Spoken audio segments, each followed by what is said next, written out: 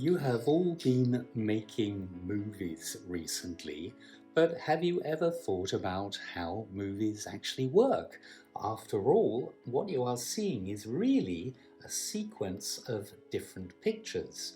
How come we see them as movement and not separate pictures?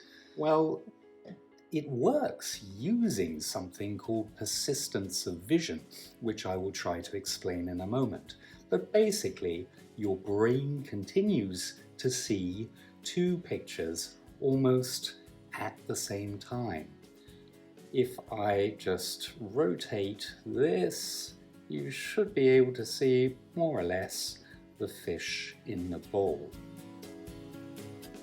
These photographs of a horse running are considered by many people to be the first ever movie. They were taken in 1878 by a man called Edward Muybridge. If you look at the photographs one by one, you see them as still photographs. But if you speed up the rate at which you look at them, they start to look as if they are moving. This happens because our eye and brain keep seeing an image for a tiny amount of time after it has actually disappeared. This biological fact is called persistence of vision, and that's why we think we see movement rather than a series of individual photos. Scientists knew about persistence of vision from about 1830 onwards, and they made many optical devices that were like watching a short animation. Our project today uses one of them. This is called a thaumatrope.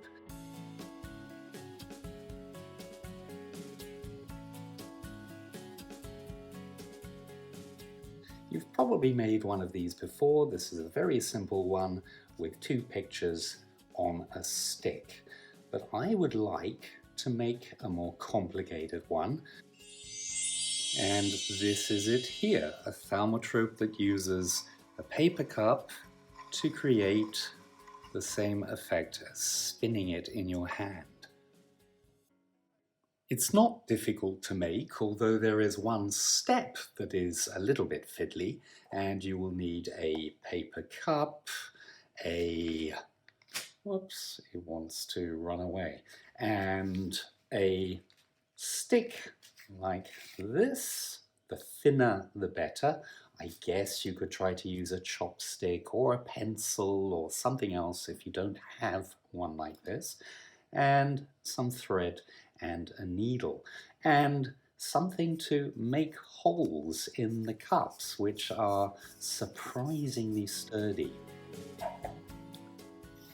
So you need to start by making a hole in the paper cup, and I would do it about halfway down. I'm using a screwdriver here.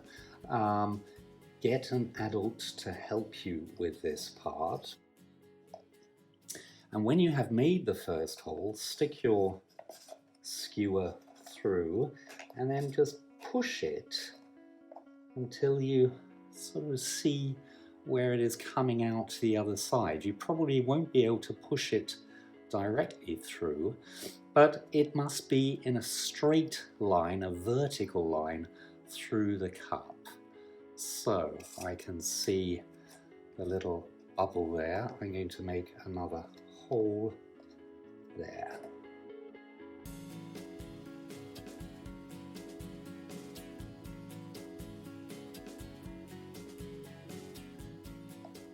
And then just test it by putting the skewer through from one side to the other. You then need to find a way to stop the stick falling down in the cup, and ideally, if you could find a bead that would fit on the stick, that would be great. I haven't got a bead, so I'm using a little nut.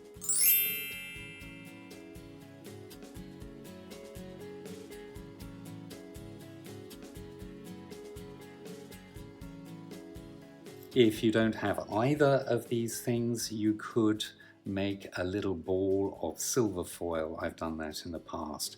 Make a hole in it and thread it onto the stick. You need to leave quite a bit of space at the top. I would say about 7 to 7.5 centimeters. And a little bit of glue and leave it to dry. Make sure that you don't glue the stick to the cup or it won't rotate anymore. So when the bead on the stick is dry, the next thing to do is to cut yourself a long piece of thread. And I would say that you want about 120 centimeters. That seems like quite a lot, but it gives you more to pull so that the pictures turn for a longer time. And then you need to make a hole roughly in the center of the top of the cup.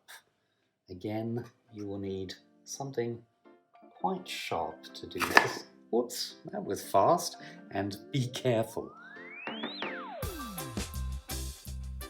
And now you need to get the thread through the hole and all the way to the other side. And because thread is very, very light, the best way to do this is to thread it on a needle first and then just drop the needle through the hole. By the way, I have not tried this with heavier string or thicker string, and I'm not sure how well it would work. I think you need relatively fine cotton.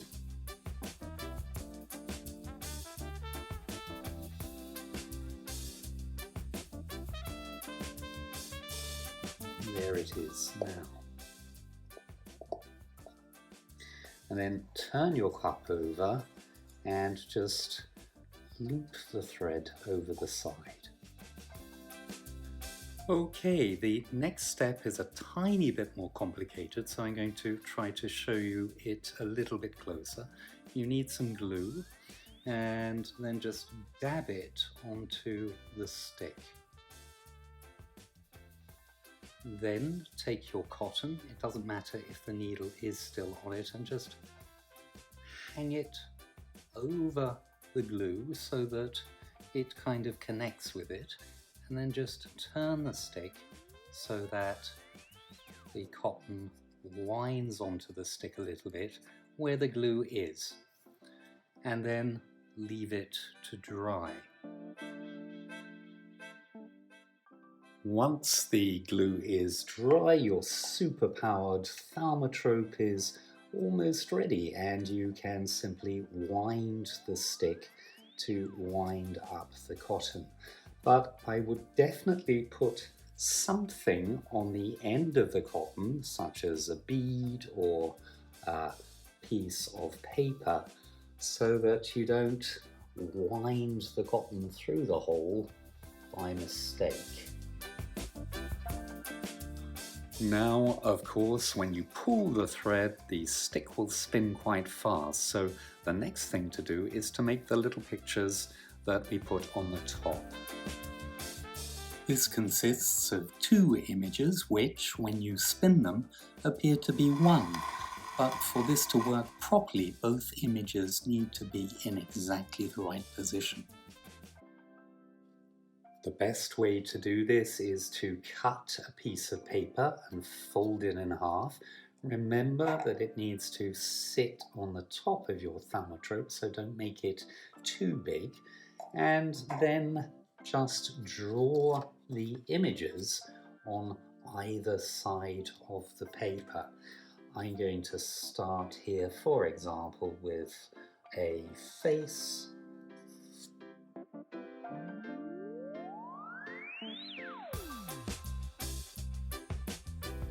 And I'm going to do the mouth on the other side.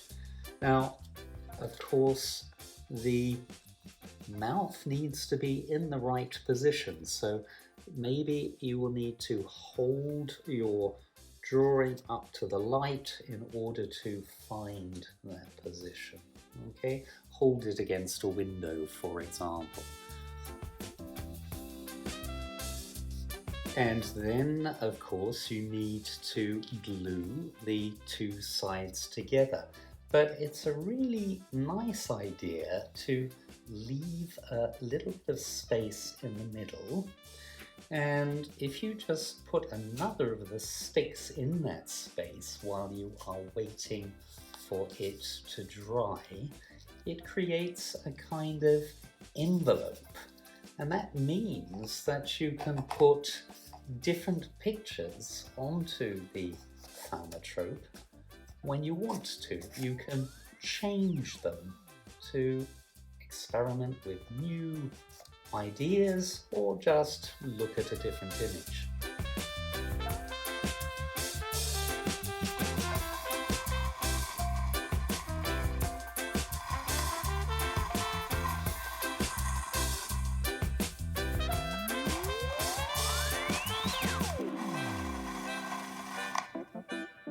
And finally, what if you don't have a paper cup? Well, there are many things you can try. Be inventive. You could use a yogurt pot without the tomato plant inside, of course. You could try a toilet roll, put a piece of cardboard, a circle of cardboard on the end. And if you use a toilet roll, I would put the stick closer to the end so that it is easier to stick the string here. You could try using a water bottle, cut this part off and make a hole in the end, for example. If you don't have a chopstick, a pencil will probably do. And finally, if you have none of these materials, you can try to make a standard thaumatrope on any kind of stick, and that should work fine. Okay, have fun.